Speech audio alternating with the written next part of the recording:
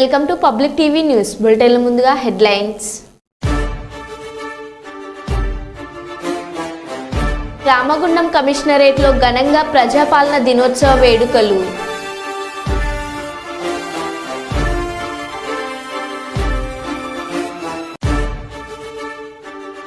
అంగరంగ వైభవంగా గణేష్ నిమజ్జనోత్సవాలు.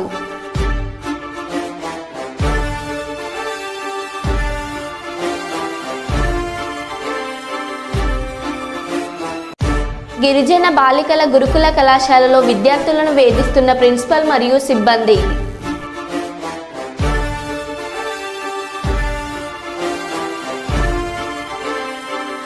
తెలంగాణ సచివాలయం ఎదుట స్వర్గీయ రాజీవ్ గాంధీ విగ్రహం ఆవిష్కరణ.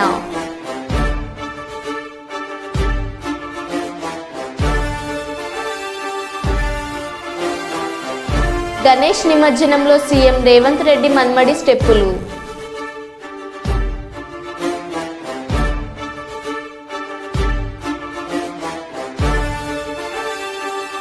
తెలంగాణ ముఖ్యమంత్రి సహాయ నిధికి 50 లక్షల విరాళం అందజేసిన మెగాస్టార్ చిరంజీవి.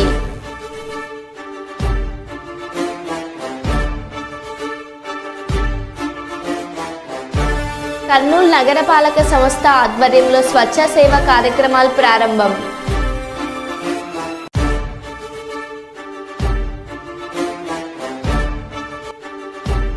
రైలు ప్రారంభిస్తుండగా పట్టాల మీద పడిపోయిన ఎమ్మెల్యే.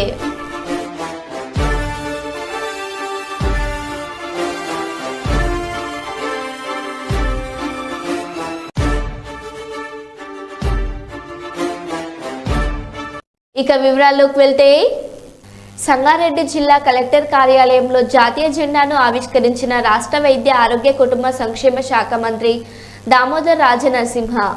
ప్రజాపాలన దినోత్సవం సందర్భంగా మంత్రి దామోదర్ రాజనరసింహ జిల్లా కలెక్టర్ కార్యాలయంలోని తెలంగాణ తల్లి విగ్రహానికి పూలమాలలు వేసి తదుపరి అమరవీరుల స్తూపానికి పూలగుచ్చాలను సమర్పించి ఘనంగా నివాళులర్పించారు. అనంతరం జిల్లా పోలీసుల గౌరవ వందనాన్ని స్వీకరించారు. ఈ సందర్భంగా మంత్రి మాట్లాడుతూ, తెలంగాణ ప్రజాపాలన దినోత్సవం జరుపుకుంటున్న శుభ సందర్భంగా రాచరిక వ్యవస్థ నుండి ప్రజాపాలన వ్యవస్థ ఆవిర్భావాన్ని వారికి చిన్న బహుమతులు మంత్రి గారు అందజేస్తున్నారు. తెలంగాణ ప్రజాపాలన దినోత్సవ సందర్భంగా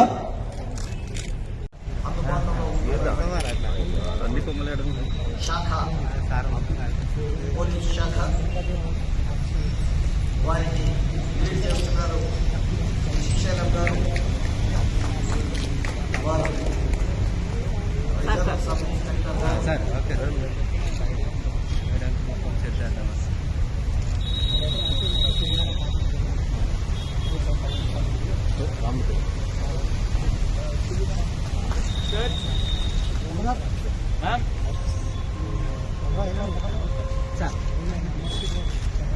ఓకే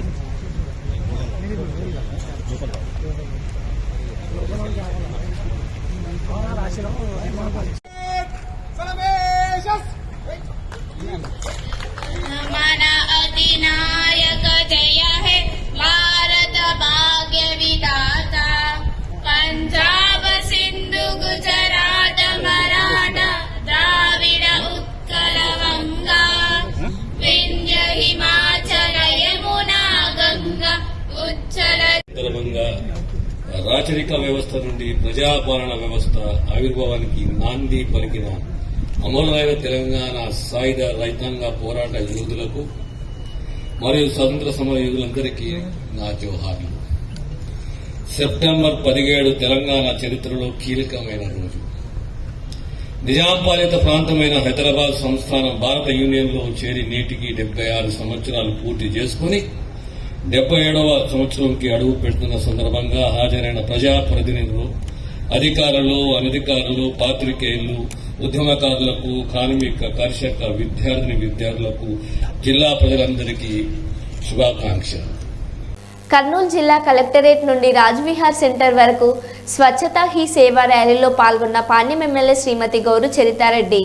ఈ సందర్భంగా ఎమ్మెల్యే గౌరు చరితారెడ్డి మాట్లాడుతూ, పరిసరాల పరిశుభ్రత ప్రతి ఒక్కరి బాధ్యత.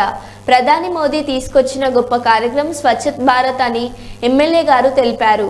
ఈ కార్యక్రమంలో జాయింట్ కలెక్టర్ నవ్య, మున్సిపల్ కమిషనర్ రామలింగేశ్వర్, కోడుమూరు నియోజకవర్గం ఎమ్మెల్యే బొగ్గుల దస్తగిరి, మేయర్ మరియు సంబంధిత ప్రభుత్వ అధికారులు తదితరులు పాల్గొన్నారు.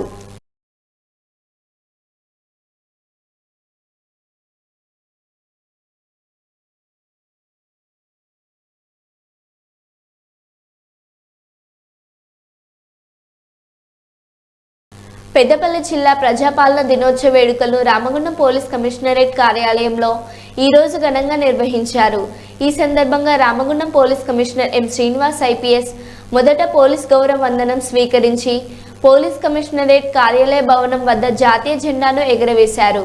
అనంతరం అధికారులకు, సిబ్బందికి పోలీస్ కమిషనర్ ప్రజాపాలన దినోత్సవ వేడుకల శుభాకాంక్షలు తెలియజేశారు.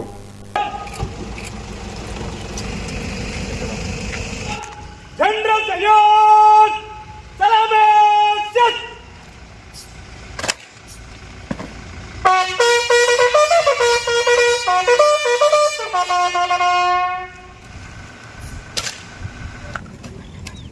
राष्ट्रीय सैयद सलामे सिद्ध जय हे भारत भाग्य विधाता कलवंगा हिमाचल आशीष मांगे गाहे तब जय गाथा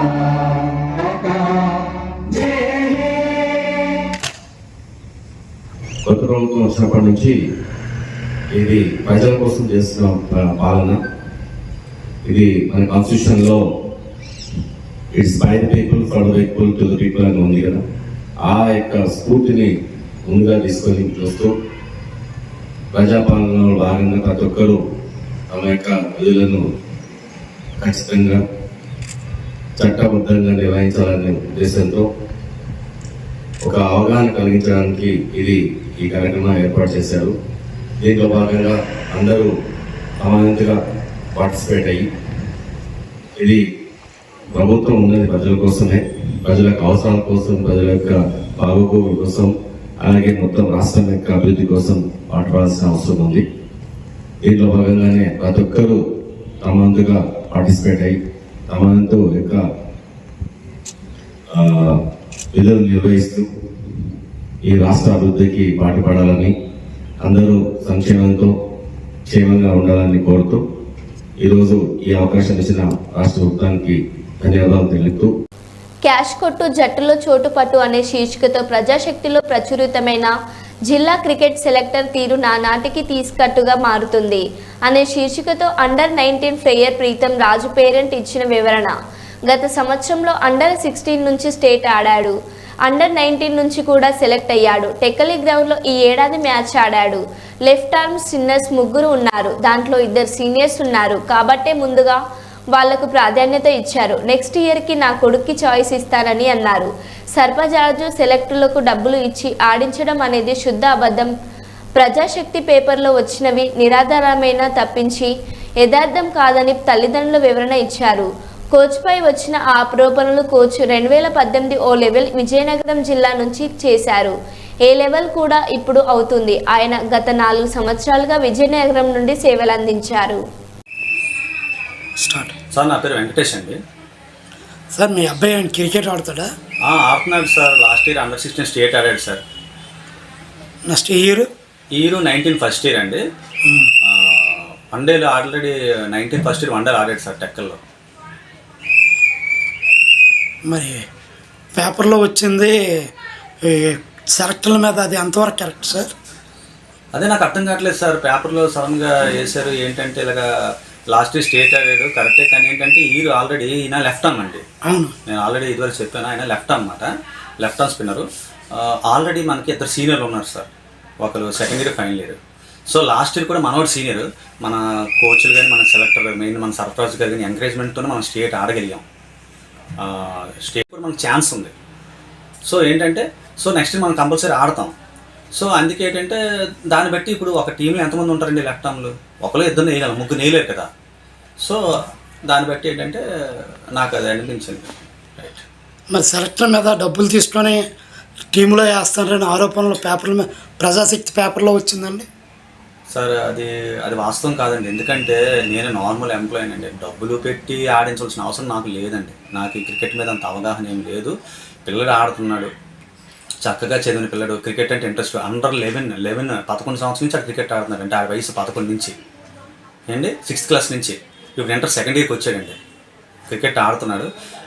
అలా ఆట ఇంప్రూవ్ చేసుకుంటున్నాడు. 16 ఆడాడు. నెక్స్ట్ ఇయర్ ఆడతాడు. అలాంటి అవాస్తవం అండి. అసోసియేషన్ సపోర్ట్ ఎలా ఉందండి పిల్లలకి? సార్ మన క్రికెట్ అసోసియేషన్ కోసం మాట్లాడితే మన విజయనగరం డిస్ట్రిక్ట్ క్రికెట్ అసోసియేషన్ మాకు ఫుల్ సపోర్ట్. ఎందుకంటే మార్నింగ్ మన ట్రైనర్స్, కోచ్, మన సెలెక్టర్లు కానీ అసోసియేషన్ మార్నింగ్ మన ఫిట్నెస్ సెషన్ ఉంటుంది, తర్వాత ప్రాక్టీస్, మళ్ళీ ఈవినింగ్ ప్రాక్టీస్ ఉంటుందండి. మధ్యలో మ్యాచ్లు పెడుతుంటారు అప్పుడప్పుడు. వాళ్ళు మనకు ఫుల్ సపోర్ట్ అండి ఇప్పుడు కూడా. మెదక్ జిల్లా టేక్మల్ మండలంలో పలు కార్యాలయంలో ప్రజాపాలన దినోత్సవం వేడుకలు, జాతీయ జెండాను ఆవిష్కరించిన అధికారులు, ప్రజాప్రతినిధులు. టేక్మల్ కేంద్రంలోని పలు కార్యాలయంలో తెలంగాణ ప్రజాపాలన దినోత్సవం సందర్భంగా పోలీస్ స్టేషన్ ఎస్ఐ రాకేష్, తహసీల్దార్ కార్యాలయం వద్ద తులసిరామ్, ఎంపీడీఓ కార్యాలయం వద్ద ఎంపీడీఓ విఠల్, మండల వ్యవసాయ కార్యాలయం వద్ద వ్యవసాయ అధికారి రాంప్రసాద్, వెలుగు సమైక్య కార్యాలయం వద్ద వెలుగు సమైక్య మహిళా అధ్యక్షురాలు నరసమ్మ, ప్రాథమిక వ్యవసాయ సహకార సంఘం వద్ద సిఇఓ వేణుగోపాల్, ప్రాథమిక ఆరోగ్య కేంద్రం వద్ద వైద్య ఆరోగ్య సిబ్బంది జాతీయ జెండా ఆవిష్కరణ చేశారు. తెలంగాణ ప్రజాపాలన దినోత్సవం సందర్భంగా డాక్టర్ బిఆర్ అంబేద్కర్, మహాత్మా గాంధీజీ, భారతమాత చిత్రపటాలకు పూలమాలలు వేసి అధికారులు నివాళులర్పించారు.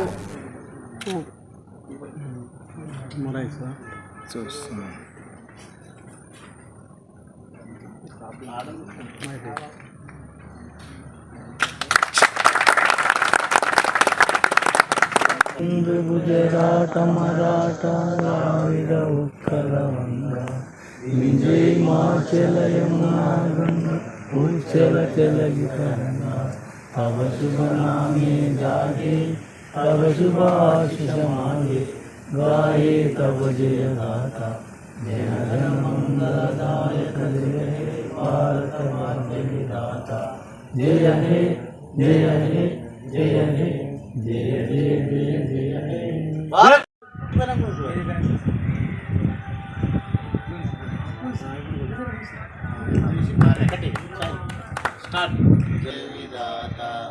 పంజాబ సింధు గుజరాట మరాఠ ద్రావిడ ఉచ్చల వంగ వింధ్య హిమాచల యమునా గంగా.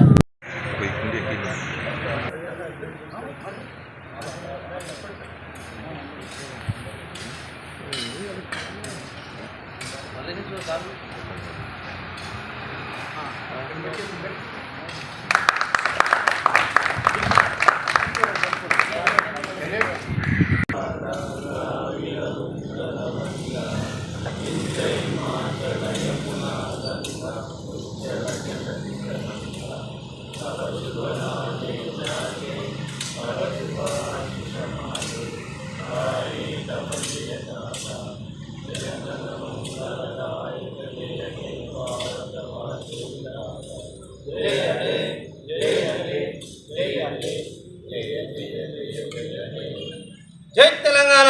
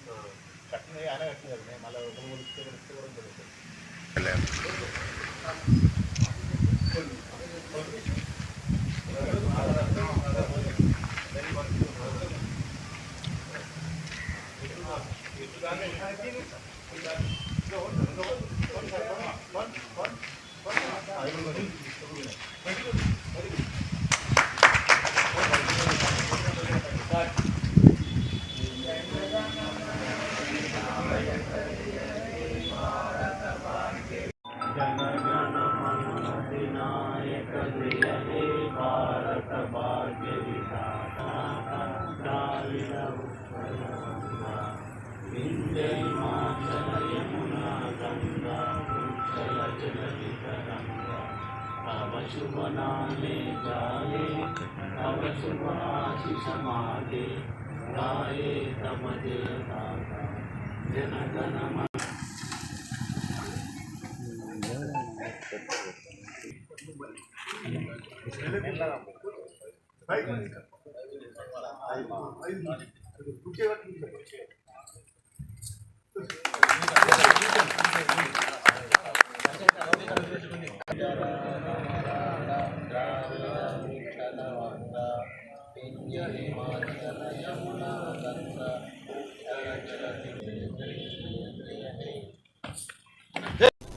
వక్ఫ్ బోర్డు సవరణలు చేయాలని అదోని శాసనసభ్యులు పార్థసారథి భారతీయ జనతా పార్టీ రాష్ట్ర కార్యవర్గ సభ్యులు నగరూరు రాఘవేంద్ర తెలిపారు.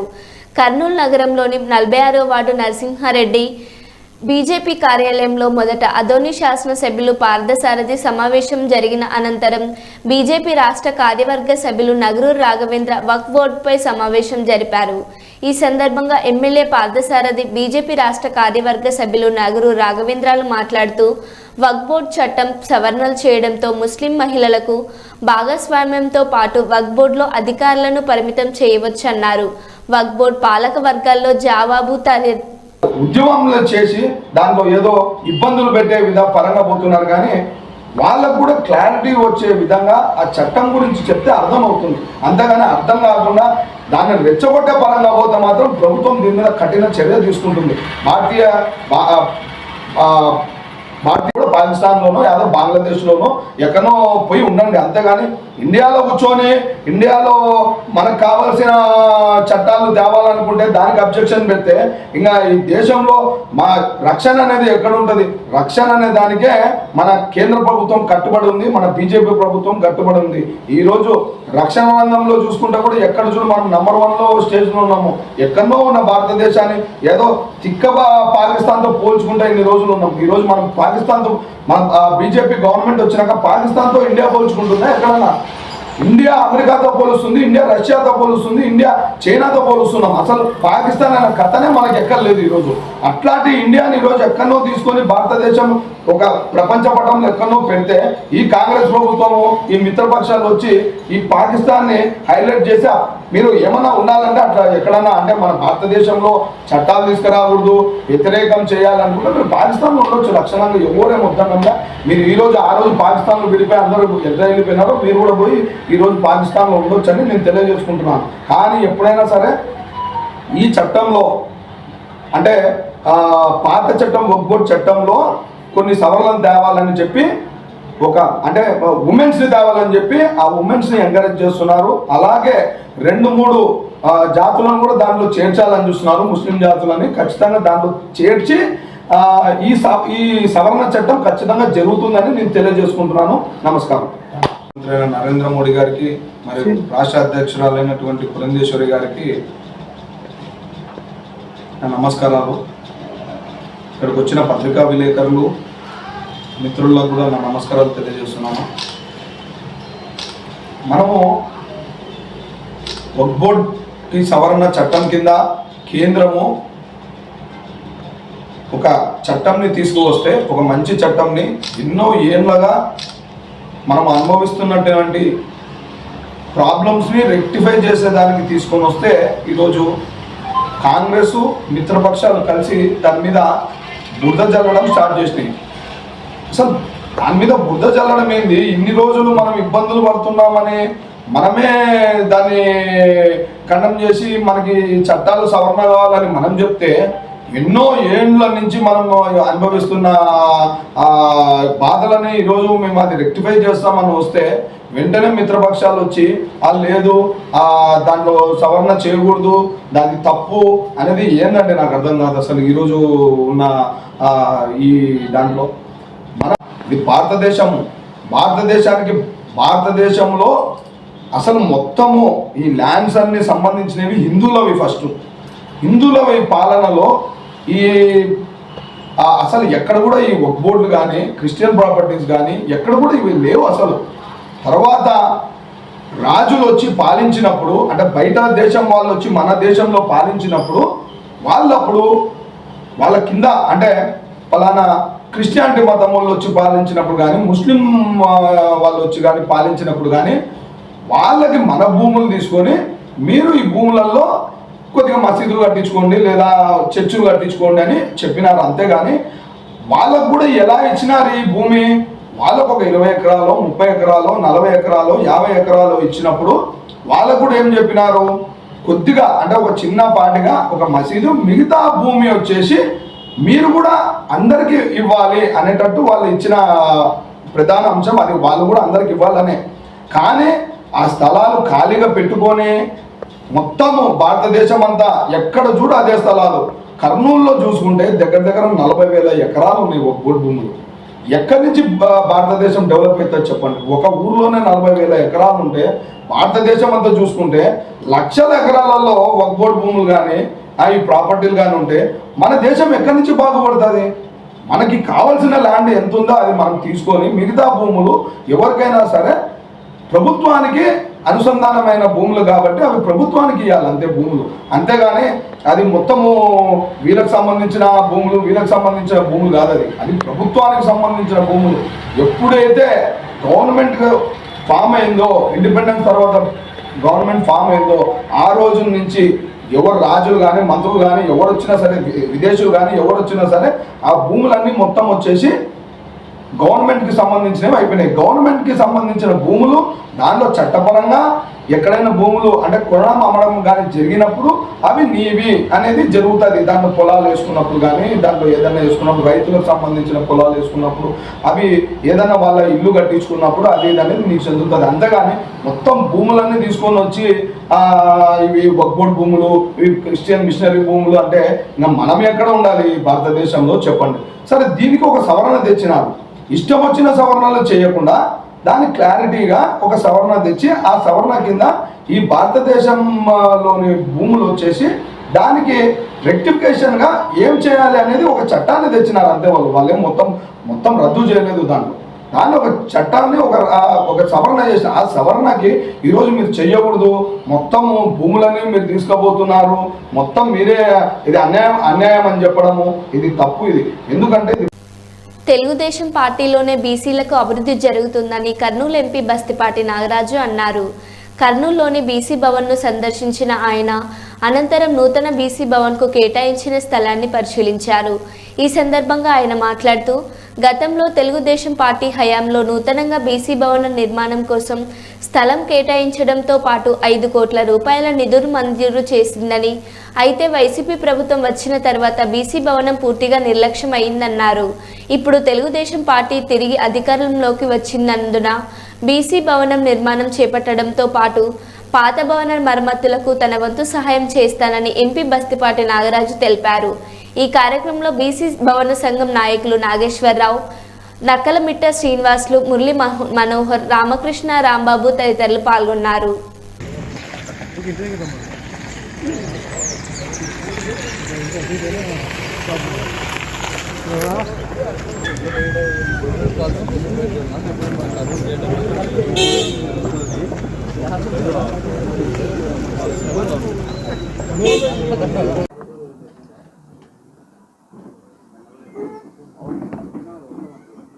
బీసీల ఐక్యత, బీసీల ఐక్యత, బీసీల ఐక్యత. ఇది కూడా మన ప్రభుత్వం అంతవరకు కొద్దిగా అది ఇప్పిస్తామని మీరు మాట్లాడిన తర్వాత. అంతేగాక ఆ రోజు కూడా మేము గత ప్రభుత్వంలో బీసీ భవనం కట్టాలని చెప్పేసి మాకు అలాట్మెంట్ చేశారు. ఆ తర్వాత గత ప్రభుత్వంలో అది చాలా నెగ్లెక్ట్ చేశారు, దాన్ని చాలా మర్చిపోయారు. దాన్ని మా ప్రభుత్వం తెలుగుదేశం ప్రభుత్వం వచ్చింది కాబట్టి ఖచ్చితంగా బీసీ భవనం దాన్ని ఏర్పాటు చేసుకున్నాం. మా పాత్ర 5 కోట్ల రూపాయలు కూడా ఫండ్స్ శాంక్షన్ అయినాయి. ఆ భవనాన్ని ఖచ్చితంగా ఏది ఏమైనా కూడా ఈ గవర్నమెంట్లో ఫిలప్ చేస్తామని చెప్పేసి కూడా తెలియజేస్తున్నాను. అంతేగాక కులగణన కూడా తెలుగుదేశం పార్టీ ఖచ్చితంగా ఈ కులగణన కట్టుబడింది. కులగణన చేస్తే అప్పుడు ఈ బీసీ సోదరుల యొక్క సంఖ్యాబలం తెలిసి ఖచ్చితంగా రాబోయే రోజుల్లో చట్టసభల్లో బీసీల పాత్ర ఈ కర్నూలు జిల్లాలో అమోఘంగా ఉంటుందని చెప్పి తెలియజేస్తున్నాను. అంతేగాక ఈ బీసీ భవనం కూడా కొంచెం ఈ గతంలో నుంచి కూడా ఈ బీసీ భవనం మేము ఎన్నో మీటింగ్లు చేసుకున్నామని చెప్పాను. దీనికి సంబంధించిన చిన్న చిన్న మరమ్మతులు ఉంటే కూడా ఖచ్చితంగా దీని సహకారాన్ని నా వంతు పాత్ర ఖచ్చితంగా చేస్తాను. ఎందుకంటే మేము 10 మందిమే బీసీలమంతా ఇక్కడి నుంచి ఈ ప్లాట్ఫారం నుంచి లేచిన వాళ్ళమే. కాబట్టి ఈ బీసీ భవనాన్ని తక్షణమే మేము ఆధునీకరించుకుని కూడా నా వంతు సహకారం ఖచ్చితంగా చేస్తానని చెప్పేసి తెలియజేస్తున్నాను. అంతేగాక తెలుగుదేశం పార్టీ 2024 ఎలక్షన్లో బ్రహ్మాండం గణనీయమైన మెజార్టీతో వచ్చింది. ఎందుకంటే తెలుగుదేశం పార్టీ పెట్టిందే బడుగు బలహీన వర్గాల కోసం పెట్టిన పార్టీ. అందులో భాగంగా కర్నూలు అయితేనేమి, రాష్ట్ర వ్యాప్తంగా అయితేనేమి దామాషా ప్రకారం సీట్లను కేటాయించడంలో చంద్రబాబు గారు సక్సెస్ అయ్యారు. అందులో భాగంగానే తెలుగుదేశం పార్టీ 164 సీట్లు సాధించింది. కాబట్టి రాబోయే రోజుల్లో ఈ కర్నూలు పార్లమెంట్లో బీసీలు అధికంగా ఉన్నారు. ఎమ్మెల్యే సీట్లు అయితేనేమి, మళ్ళీ ఎంపీ సీట్ అయితేనేమి, నామినేటెడ్ పోస్ట్ అయితేనేమి, ప్రతి ఒక్క సీట్ సాధనలో ఈ బీసీ భవన్ నుంచి మేమంతా ఒక ఐక్యతారాగంతో ఖచ్చితంగా బీసీలందరికీ న్యాయం జరిగేలా మేమంతా పాటుపడతామని చెప్పేసి తెలియజేస్తున్నాను. మరో బులెటిన్లో మళ్ళీ కలుద్దాం. Stay tune.